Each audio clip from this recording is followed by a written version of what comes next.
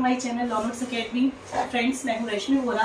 आज मैं आपको बीसीआई की न्यू गाइडलाइंस लॉ के स्टूडेंट्स के लिए जिन्होंने बीसीआई 17 का एग्जाम देना है, who are preparing for this exam और वो have pass their law this year, जिन्होंने अभी अभी लॉ पास किया है, फाइनल ईयर के स्टूडेंट्स या जो अभी एग्जाम देके क्लियर करने वाले हैं और जिन्होंने बीसीआई 17 का एग्जाम देना है, उनके लिए बहुत अच्छी इंपॉर्टेंट इन्फॉर्मेशन आई है। बीसीआई ने नई गाइडलाइंस इशू की हैं, जो कि नोटिस अभी 23 जुलाई को नोटिस आया है फ्रेंड्स। उसके अकॉर्डिंग जो इन सारी गाइडलाइंस आई हैं वो आज मैं आपको बताने वाली हूँ, तो प्लीज बने रहिएगा मेरे साथ, ध्यान से सुनिएगा, सारी एक भी इंफॉर्मेशन मिस मत कीजिएगा। This is all very important for you.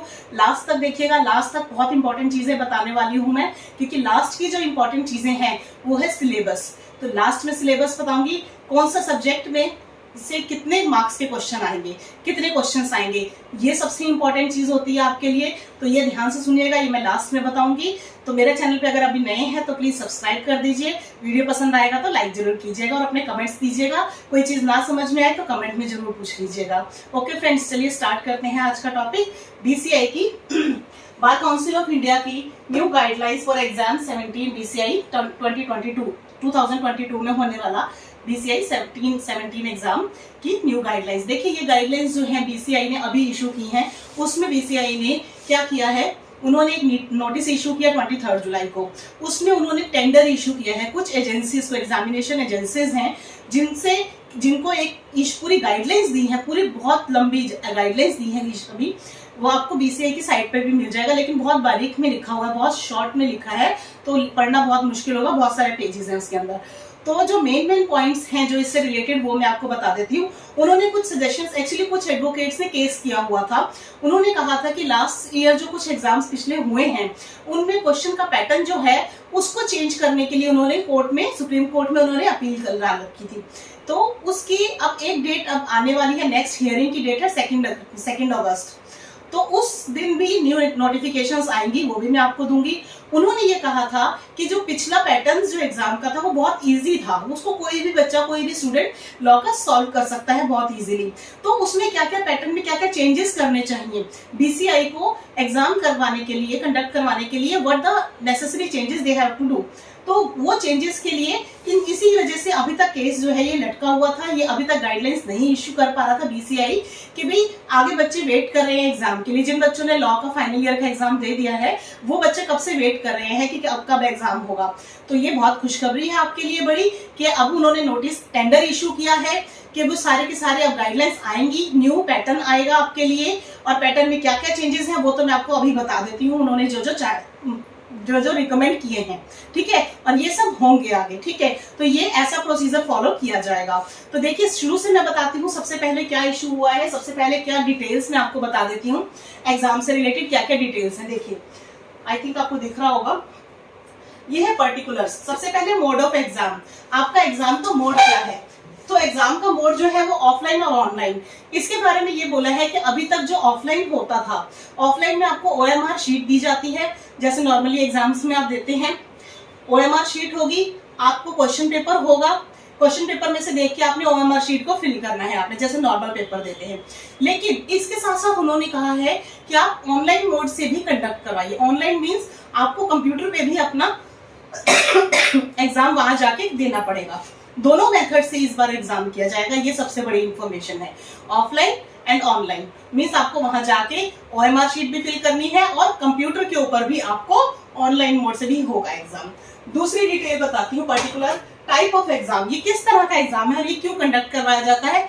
ये एग्जाम होता है फाइनल ईयर के स्टूडेंट्स के लिए, जिन्होंने अभी अभी अपनी लॉ कंप्लीट की है, चाहे वो एलएलबी के हैं, चाहे वो बीए एलएलबी के हैं, चाहे बीकॉम एलएलबी के हैं, ठीक है, या बीबीए एलएलबी के हैं, मतलब जिन्होंने भी लॉ की डिग्री कंप्लीट की है उनको बीसीआई यानी बार काउंसिल ऑफ इंडिया में अपना रजिस्ट्रेशन करवाना पड़ता है, ताकि उन्हें सर्टिफिकेशन एग्जाम का मीनिंग होता है, उन्हें प्रैक्टिस का सर्टिफिकेट ऑफ प्रैक्टिस बोला जाता है, सीओपी, सर्टिफिकेट ऑफ प्रैक्टिस मिल जाए, ताकि वो कोर्ट में केस लड़ सके, वो कोर्ट में जाके प्रैक्टिस कर सके, अपना इंडिपेंडेंटली केस लड़ सके। तो ये प्रैक्टिस के लिए एक सर्टिफिकेट दिया जाता है और इस सर्टिफिकेट के लिए बीसीआई का एग्जाम देना कंपलसरी होता है। और इसके लिए अपने स्टेट के अंदर भी स्टूडेंट्स को रजिस्ट्रेशन करवाना पड़ता है। इनसे पहले की अगर इंफॉर्मेशन चाहिए हो आपको कि ये क्यों जरूरी है, किन के लिए जरूरी है, ठीक है। तो उसके रिलेटेड जो इससे पहले की सारी इंफॉर्मेशन है वो मेरे चैनल पे ऑलरेडी अपलोडेड है, लॉ नोट्स अकेडमी पे आप देख सकते हैं। बार काउंसिल ऑफ इंडिया की गाइडलाइंस जो आई थी जो पहले गाइडलाइंस आई थी वो, और बार काउंसिल का एग्जाम क्यों करवाया जाता है, किनके लिए एलिजिबल, कौन कौन एलिजिबल है, क्राइटेरिया क्या है, और इससे इंपॉर्टेंट रिलेटेड बहुत अच्छी इंपॉर्टेंट इंफॉर्मेशन है जो आपको पता होनी चाहिए। तो आगे की है कि अब वाले एग्जाम में क्या होना है, ये मैं उसके बारे में बता रही हूँ कि 2022 में जो 17 एग्जाम है उसके लिए क्या गाइडलाइंस है। लेकिन ये एग्जाम से रिलेटेड सारी जो गाइडलाइंस पिछली थी वो मेरे पिछले वीडियो के अंदर है, वो आप देखिएगा, वो बहुत जरूरी है आपके लिए, वो भी देखिएगा।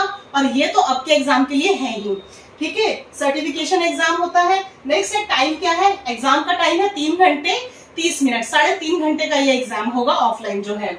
ओके, जो टाइप्स ऑफ क्वेश्चंस हैं, इसमें क्वेश्चंस आएंगे सारे ऑब्जेक्टिव टाइप के, ठीक है। एमसीक्यू टाइप के क्वेश्चंस आएंगे किससे, आपके सारे लॉ के सब्जेक्ट्स में से जो आपने अभी तक पढ़े हैं उनसे रिलेटेड सारे क्वेश्चन आएंगे, बाहर से कोई क्वेश्चन नहीं आएगा। सिर्फ लॉ से रिलेटेड वो कौन कौन से क्वेश्चन होंगे, कौन से टॉपिक्स, कौन से सब्जेक्ट्स से होंगे, वो मैं आपको अभी लास्ट में सिलेबस में बताऊंगी कि किस टॉपिक में से, किस सब्जेक्ट में से कितने क्वेश्चंस आएंगे, ताकि आप उसकी उस हिसाब से प्रिपरेशन कर सकें। उसके बाद है टोटल नंबर ऑफ क्वेश्चंस, इसमें 100 होंगे। 100 मार्क्स का क्वेश्चन है, 100 मार्क्स का क्वेश्चन है, 100 क्वेश्चंस आएंगे, 1 नंबर का 1 क्वेश्चन है, और इसमें नंबर ऑफ क्वेश्चंस भी 100 है और टोटल नंबर ऑफ मार्क्स भी 100 है, और इसमें कोई नेगेटिव मार्किंग नहीं है, ठीक है। अगर आपका आंसर गलत हो जाता है तो आपके मार्क्स नहीं कटेंगे, ठीक है। जितने मार्क्स आप, जितने क्वेश्चन आंसर आपके सही होंगे उतने ही मार्क्स आपको मिलेंगे इसमें। दूसरी बात है, अब बाकी की इंफॉर्मेशन आपको बताती हूँ, ध्यान से सुनिएगा। देखिए, ये पेन पेपर बेस्ड एग्जाम है, पेन पेपर बेस्ड मींस मतलब ऑफलाइन है, साथ में will be conducted online also on computer, ये मैंने बता दिया, कंप्यूटर पे भी होगा, ठीक है। नेक्स्ट है will be conducted in many languages, बहुत सारी लैंग्वेजेस में ये एग्जाम होगा, लैंग्वेज कन्वर्ट कर दी जाएगी आपके लिए, जिसको जिस लैंग्वेज में एग्जाम देना है वो उस लैंग्वेज में एग्जाम दे सकती है।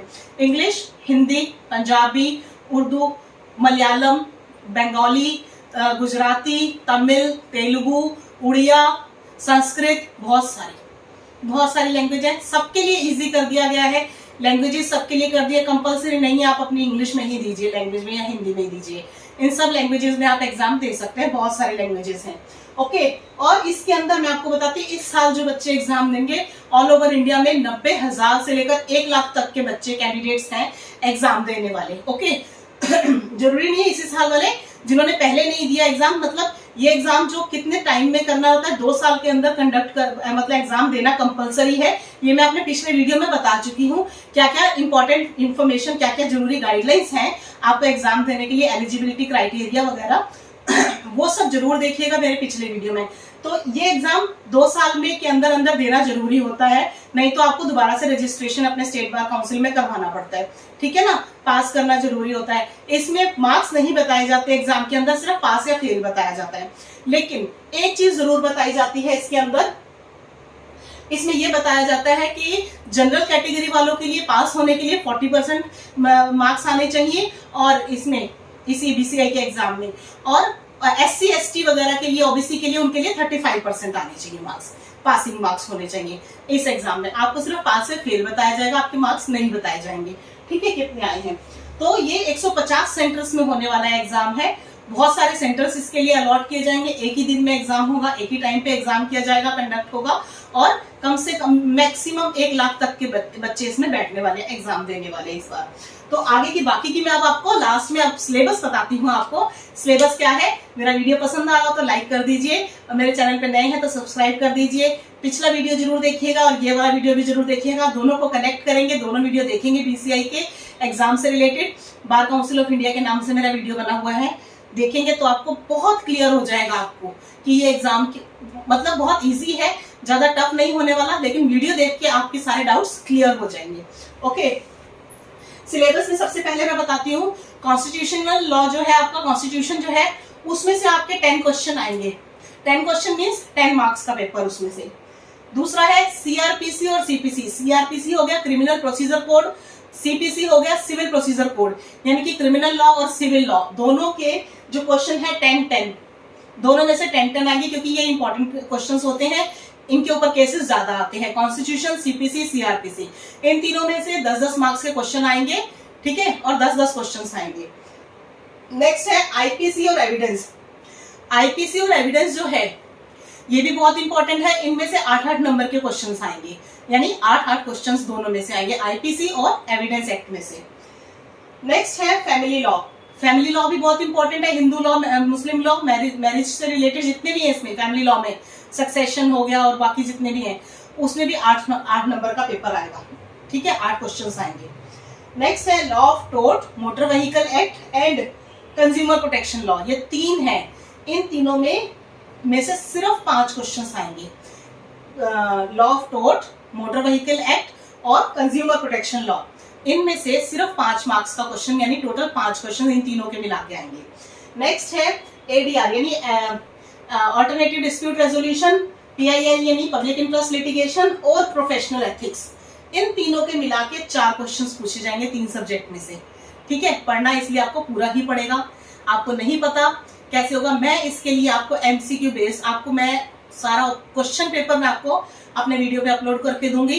पिछले सारे क्वेश्चंस को मिला के आपको इजी लैंग्वेज में समझा के दूंगी। इसके बाद जैसे ही वीडियो में होगा, मैं आपके लिए नया वीडियो बनाऊंगी जिसमें मैं सारे क्वेश्चंस बीसीआई के अपलोड कर दूंगी।